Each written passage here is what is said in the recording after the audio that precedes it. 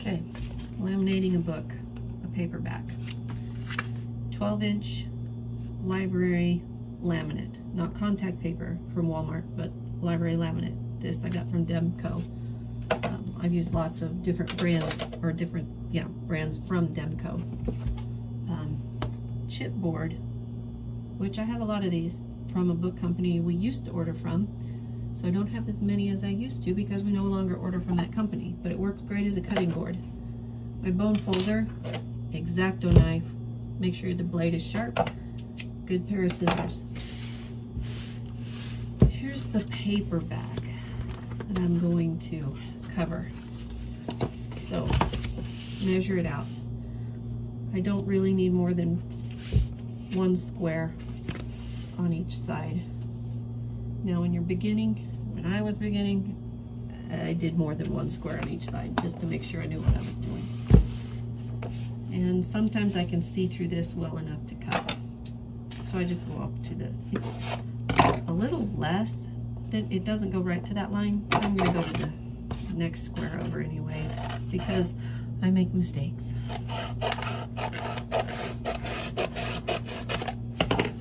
All right.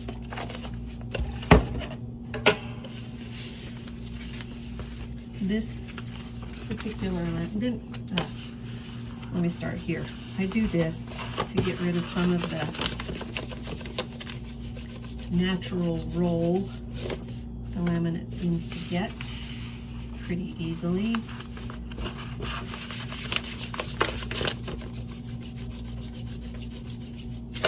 Okay. This laminate comes with a split. All the other laminates I've ever worked with never did. So this is nice. Then I fold down and I use the guides and I try to match up line for line on that grid before I make my crease. Trying to keep everything at right angles. So, I don't know if you can see, but those lines pretty close to matching up when it's flat on the counter. Okay, now I'm ready to start putting it on the book. Have to remember that I measured it going this way. And so the next thing I do is line up. There's a line there.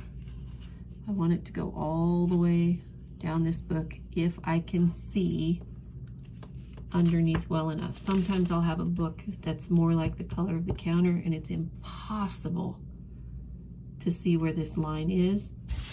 So I'll slide this back under and it gives enough differential for me that I can see the edge of the book. I don't want to go too far over here because remember I only allowed a square.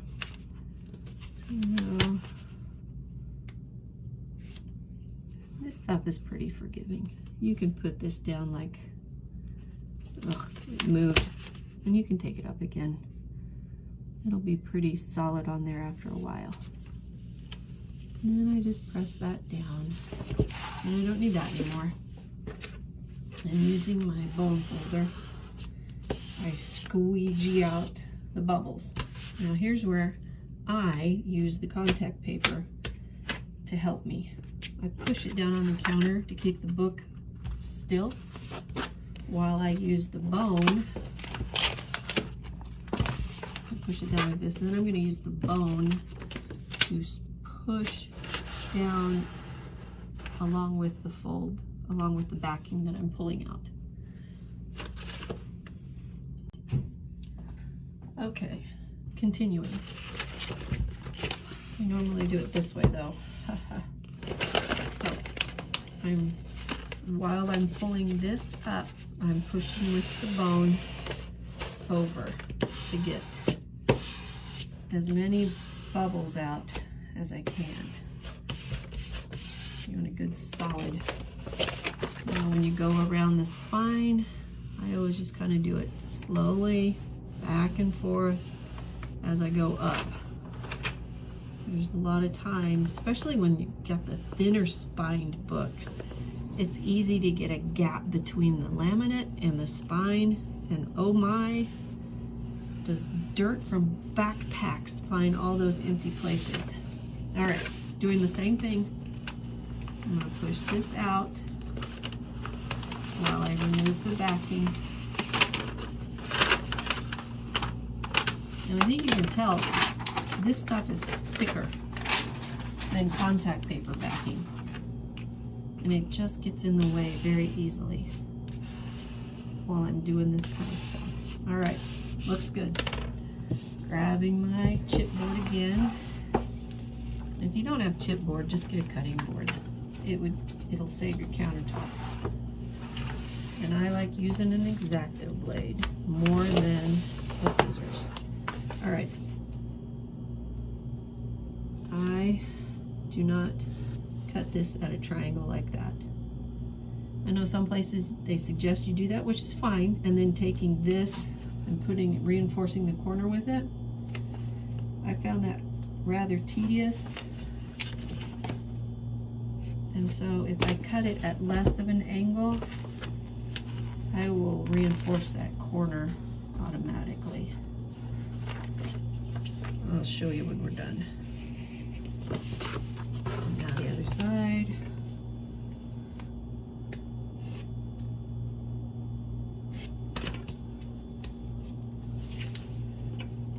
And a little bit of an angle along the spine.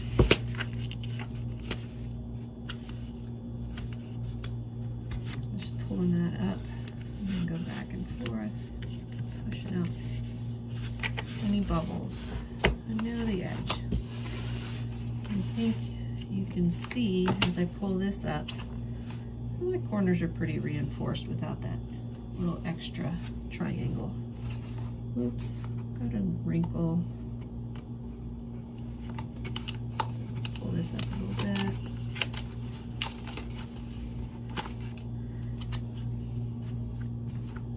Do the best that we can.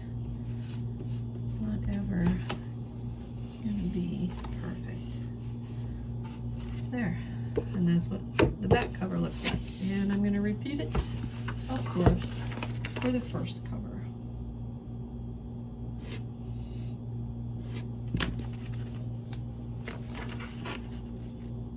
Right along the spine, a little angle. Put that one down.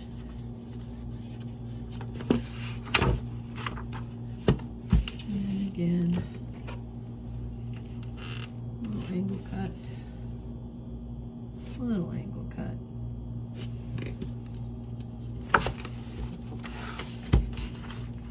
Pull it up. Yeah, good. There we go.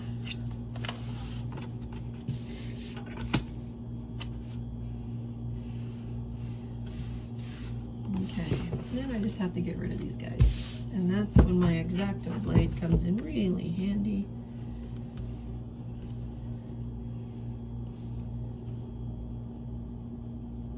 It gets right at the edge. Because like I was saying before, those kids put these in the backpacks, which is what we want them to do. But there's a lot of dirt in backpacks, and they will find every available inch to crawl into. Spine labels, barcode labels, material labels. Can come back really dirty and gross. So, not bad. Now, there's a few tiny bubbles here, but if you have a bubble that you just can't push out, what you can do is just make a little split and then just push that out. Normally with a bubble this small, I wouldn't have bothered with it. Maybe I could find a bigger bubble another time.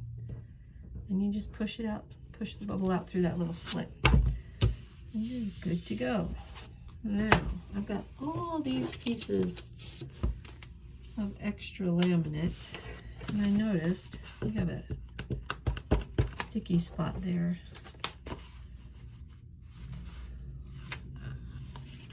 I'm going to use that to treat that spot so it too does not find dirt.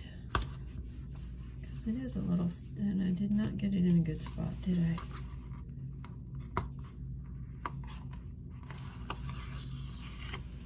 Good thing I have more of that. Oops, wrong one. Okay. Maybe I have a thicker one. Yeah, a little bit thicker. Let's do that.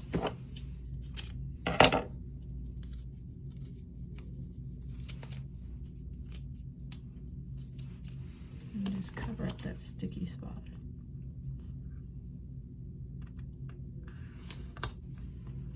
That's better. No more sticky feel. That's how I laminate with one piece of laminate.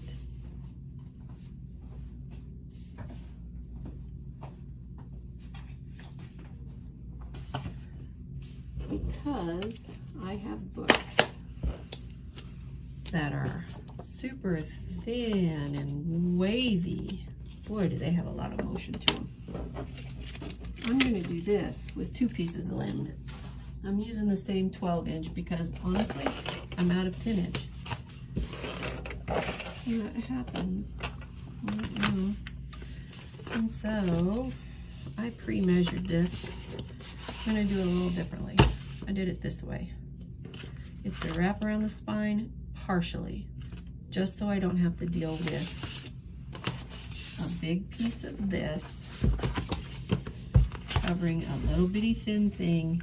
And it's so easy for that laminate to stick together, and then you're going to have creases as you pull it apart. I've done this for a number of years, and for me, it's easier to work with 2 smaller pieces as opposed to 1 really large piece.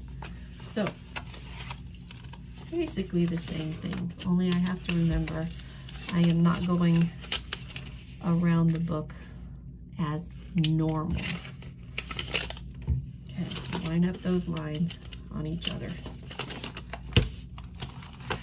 This one, I'm starting at this end to this end. That's how this was measured, and I measured it 1 square outside each. And because I can't really see this very well, I'm going to put it over the counter a little bit so the light reflecting from the floor makes it easier to see the edge of the book. I get it where I want. I'm going to use the countertop and this contact paper to stick together so I can remove the backing as I press out. And I'm not pressing hard with my bone folder. I'm just following it along. Well, there I might need to press a little. Now hold this up. And I go. Ooh. And if this is too much, I can trim it back. Just cut it. But again, I want to get it as snug on that spine as I can so the dirt won't come out or won't fill those sticky spots.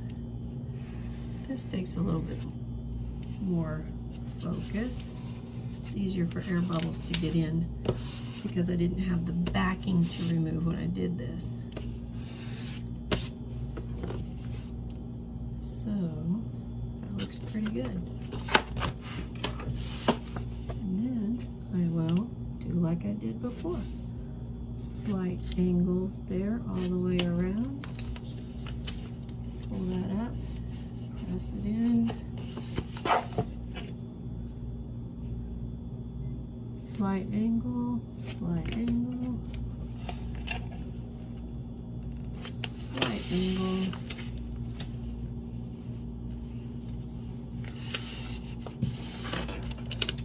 Fold this in.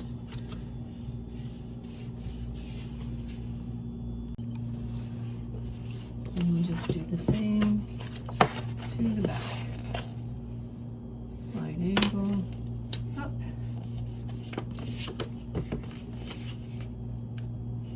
Slight angle, up. Trim the edges.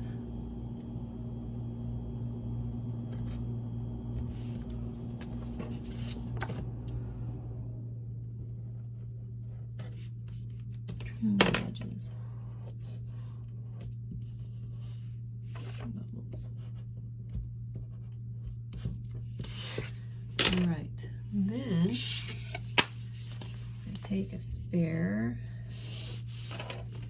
I think this is going to be cutting it pretty close. There's the line. It's hard to see. That's pretty close. I thought I had. Yes. Here's one that's a little bit bigger. So I need to figure out how much I need. I know it's the right length. Yeah, I've got an inch on, or a square on each side. And so now I need to know just how wide to cut it. So there's the edge of my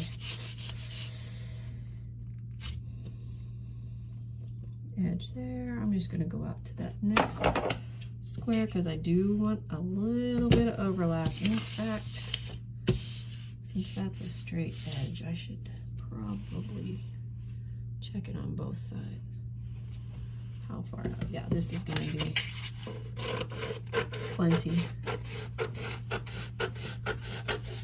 Because then this much, I have room to overlap. All right. Same thing. Fold it down, let those grid lines match up. These lines match up.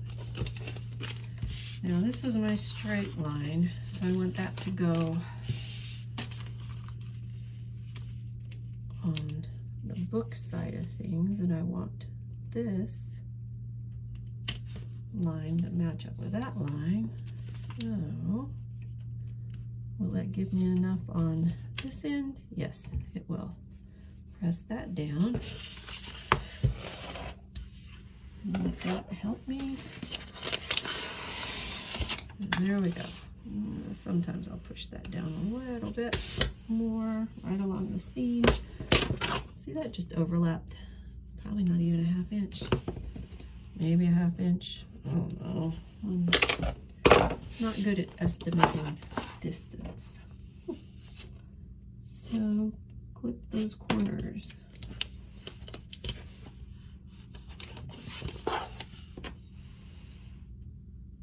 Clip those corners.